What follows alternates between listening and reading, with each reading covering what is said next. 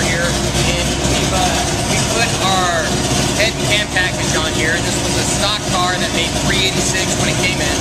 We've got American Racing headers, we've got rockers, and we have our heads and cam as well. Right now on the factory computer, we went ahead and we wanted a tune for E85, so we changed the tune around a little bit so he can run on either 91 octane or E85. We're going to go ahead and make a pull. I wouldn't say that we're pushing it to the edge, but it runs real well, and we'll see what it does.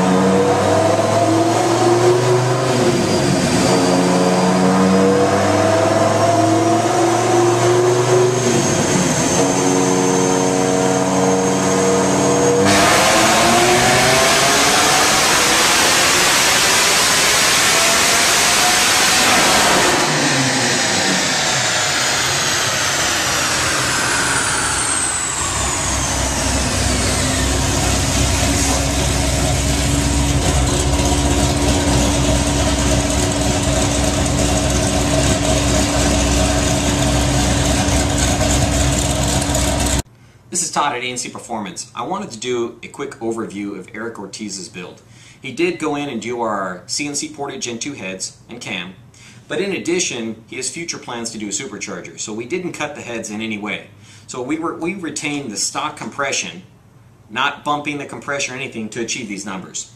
So he did do rockers, we did American Racing headers, Corsa exhaust, no cats. We did all the typical bolt-ons plus our heads cam package. In addition, because I know that he wanted future upgrades, we went ahead and we upgraded the injectors. We put E85 compatible fuel pumps in the tank. And should he go to the next step and do a supercharger later, which he spoke about, everything's completely set up. He won't have to upgrade anything. We'll be doing the supercharger. We can up the boost, and he's going to make really quick, easy 800-900 real horse numbers. Granted, we'll have to do some driveline upgrades, maybe a clutch at that point, and a few other things, but he's almost there. Going back to where he came in, Eric came in at 386 horsepower, as you can see, and he left at 537. Across the board, he gained tremendous amounts everywhere. You can see at some points he's even gained as much as 167 rear wheel horsepower. Not only, the numbers don't always tell the whole tale, so not only did he pick up the numbers, but the car feels explosive. The car feels responsive. Many Viper owners will tell you that, hey, the car feels great up top, but it lacks response down low, it feels lazy, it revs slow. With this particular package, this car revs extremely quick, it's extremely responsive. He has power right now, even at quarter throttle and half throttle. He doesn't have to go full throttle in order to squeeze the power out of the car. The car feels phenomenal, and he hasn't even driven the car yet. We did 2 tunes on the car. So we've got a pump gas tune and an E85 tune. The E85 tune made slightly more torque.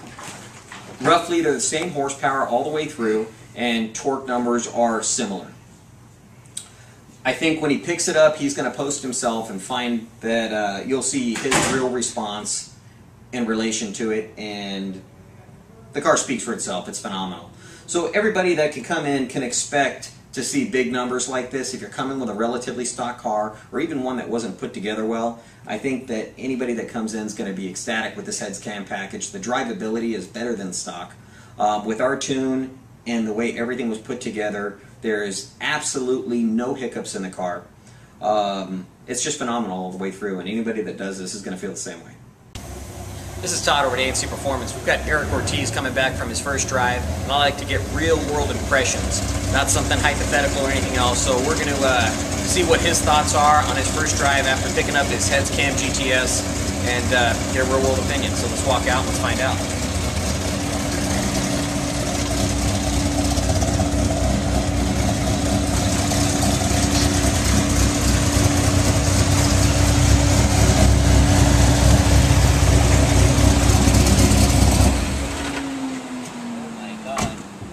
I was just telling him the way it sounds and the power you feel feels like it's stuck.